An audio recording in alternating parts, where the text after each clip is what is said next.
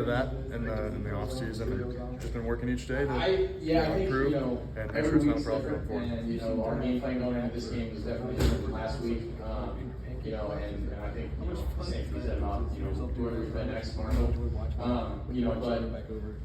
think it's really just fun to people may not notice it on the field, but when we get in the line room, we kind of have fun with it, and that's really what I do it for. Just finishing blocks is fun because the other linemen see it, and hopefully it starts a little bit. How much growth from really well, yeah, 100%. I think he did a good job of taking my challenge to him and just coming out and playing hard. I think he did a good job of that. I know Coach said Donovan was close.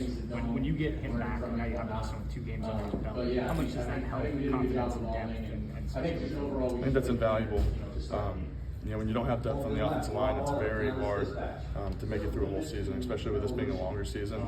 It's been invaluable to get him this experience. Seth, when you see Josh Fryer as the lead blocker for John's first run, Josh Simmons as the lead blocker for the second run, what does that do for the whole line when you look over there and see those guys kind of sprinting 2 touchdowns? Yeah, big man moving. It's always fun in football. If you just run at those little guys and make them have to go around you, you did your job. So when you make contact with them and you push them by, that's really good for a 320-pound dude against like a 190-pound skill guy. Seth, last week did it feel like you were starting between 2 first-time guards? Was there a different feeling today knowing that these guys had some experience under their belts?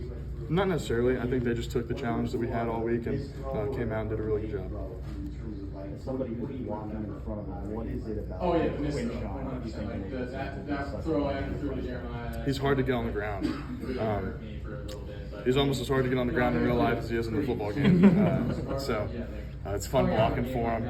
On the 75-yard touchdown run that got called back or whatever it was, that was a blast seeing him make some guys miss, and ran all the way down there and celebrated, and turn around after running 100 yards and there's a little yellow flag on the ground. You got to jog all the way back, but he did a really good job of making guys miss and making really good reads. How does it energize you guys on the line when you see whether it's Quinshon or Travion, taking advantage of those blocks and then making more guys miss themselves? I think it does a lot. It does a lot when you know and you have faith in those guys that if I just block my guy really hard where I'm supposed to with the right targets, that they're going to make a play. Sometimes if you get a guy back there that you're not 100% confident in, like, okay, if I make this block, we may not get a good run. But if you know, as an offensive lineman, if you're making your blocks and everybody's on the same page, that there's going to be explosive runs, it makes it really easy to keep going hard. What's the message going into an off week, especially this early in the season after these 2 first games? We're not calling it a bye week, we're calling it an improvement week, and that's exactly what it's going to be. So I expect a lot of good on good reps and iron sharpens iron, and sharpening our tools and our toolbox. How are you guys able to maintain the intensity for all 4 quarters? Because it might be easy to just kind of let loose, especially when you're up that big in the second half. Yeah, it's a challenge coming out of the half to 0-0 game, and you have to go out there and you have to dominate the last 4 minutes of the first half and the first 4 minutes of the second half. And if you do that, you can really swing the momentum in the game.